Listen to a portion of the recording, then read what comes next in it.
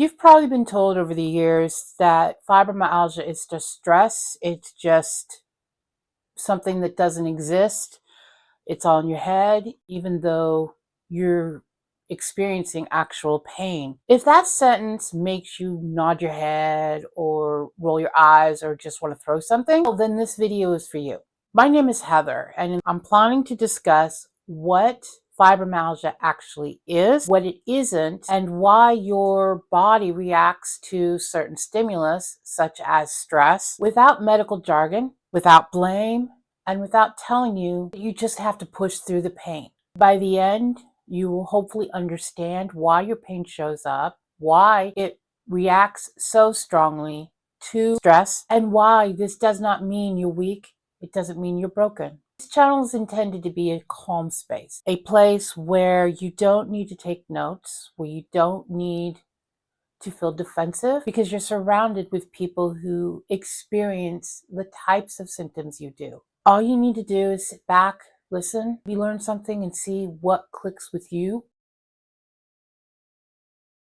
So let's get started about discussing what fibromyalgia actually is. Fibromyalgia is a real physical condition. It is tied to your neurological system. It's tied to your adrenal system. It does have a component that is tied to your psychological system. Fibromyalgia into a central nervous system illness. It means that the main issue is not damage to your joints. It's not damage to your muscles. It means that your central nervous system reads the stimulus you get from things around you as a pain sensation. Think of it as your nervous system is taken, like with a radio. You can dial up and down how loud the music is. Your system does that as well. The only difference is the nervous system automatically reads as a higher level no matter what the stimulus is. This means that pressure, pain, movement, fatigue, emotions can get processed more as heightened pain than just what an able-bodied person would experience. This does not mean that the pain is imaginary, because it's not. It means that the simple amplification is what is going wrong in our bodies. It means your body is acting like it's yelling instead of just talking. It means it makes you hypersensitive to any type of stimulus that is around you. Whether it be something as simple as somebody brushing your skin and all of a sudden it comes out to you as a pain. It's what we deal with. I mean, there were times when people would just brush my hip and I would scream, to the point where I've had to adapt my clothing to make sure it does not put too much pressure on certain points in my body. Your system isn't broken. What it is it's overprotective. It's making things a lot more difficult for you. It's like a smoke alarm. You're cooking something, next thing you know, the smoke alarm goes off. It's a warning. The thing is, the adrenal system is a conduit, but the control system is the nervous system. What it does is the adrenal system gets stuck in what's called fight or flight. In a healthy body, being turned up in this manner is good, because it generally happens during a period of time when someone is dealing with an emergency situation, such as if someone is being attacked, their adrenal system will go up, giving them more energy, giving them more ability to fight. It can even basically turn up your brain to the point where you can think faster. It's a survival instinct. But the problem with somebody who's got fibro is that system gets stuck in that hypervigilant state. And it's not our choice. It is something that a form of trauma, which there are many kinds that will trigger fibro, doesn't allow the system to go back down like it should. Your adrenal glands will produce an enzyme called cortisol and adrenaline. Short term, they're extremely helpful. But when they get stuck and they're constantly being released, it leads to basically physical burnout.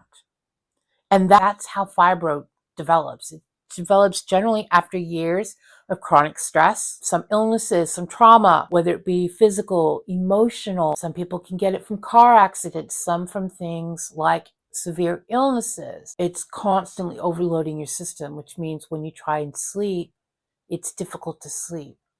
And if you do sleep, You sleep at a higher level so you don't actually get into the REM sleep that people need. You sleep less hours, or if you sleep more, it's not restorative, and it's hyper escalated due to the fact that people with fibro tend to have a lower tolerance for pain and stress. Most of the pain and even some of the fatigue comes from your system being just constantly drained of energy, adaptability, and coping. When you're dealing with chronic stress, when you're dealing with chronic pain, one inevitability is that there's also going to be depression. There is going to be oh, I'm so exhausted, I don't even know what I want to think about. While fibro is not psychologically based, it is a part of the illness, not as a basis, but as a reaction. A lot of people that tend to get fibro tend to be type A's. We are the ones that work to get things done. We tend to be the leaders. We tend to be the ones that take care of stuff so that stuff gets done, because it means we draw so much of the blame onto ourselves that we stop asking for help. We stop being willing to accept others' help. And yes, I deal with that a lot myself. I claim myself I'm stubborner than most stubborn pig. I always try and do things by myself because I don't want to rely on other people. Fibromyalgia ultimately doesn't respond to toughness. It responds more to regulation.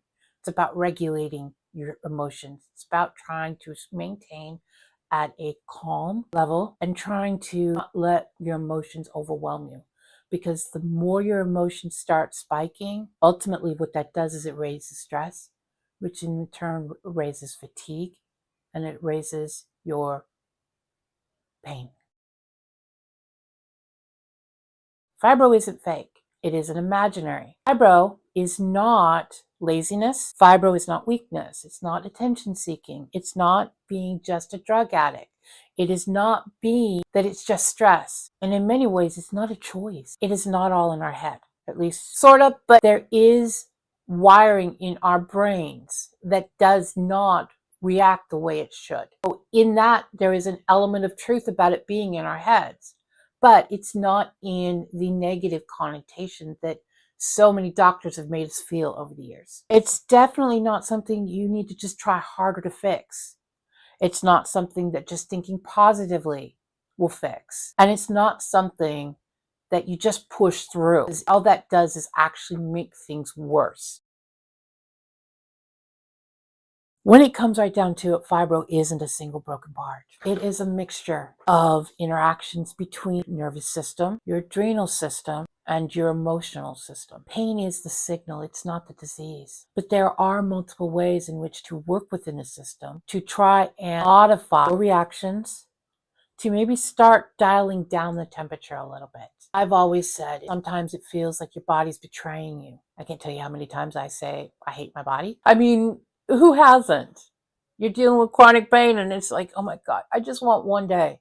Just one day where it's not going to feel like just walking is torture. But the fact is, fibro, it's not body's betraying you. What it is it's going into survival mode. It's doing exactly what instincts have taught us to do over the entire course of humankind. It's about survival. If you don't deal with the trauma that caused the initial triggers, if you can't find ways to try and dial down the temperature, all you're going to do is keep escalating, which means the pain's going to get worse. The fatigue is going to get worse.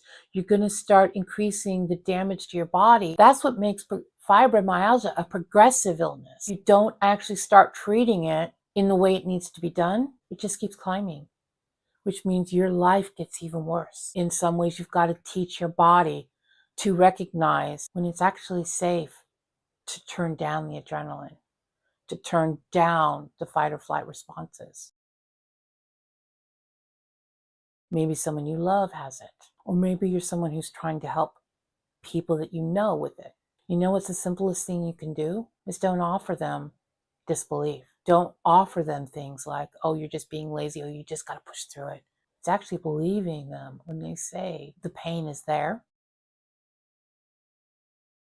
I started this simply because I don't want people to deal with driving it alone, because there's nothing worse than that. I post here because I want to build a steady, supportive community of people living with fibro. It's not about quick fixes. It's not about pressure tactics. If you would like to be a part of that, feel free to subscribe. And if you have the energy, feel free to comment below. I'm curious if any of what I've said today is new to you. And I'm also curious if maybe you have anything to add. But you're not required to do anything. It's all about the learning.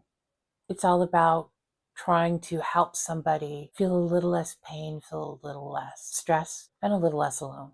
Thank you.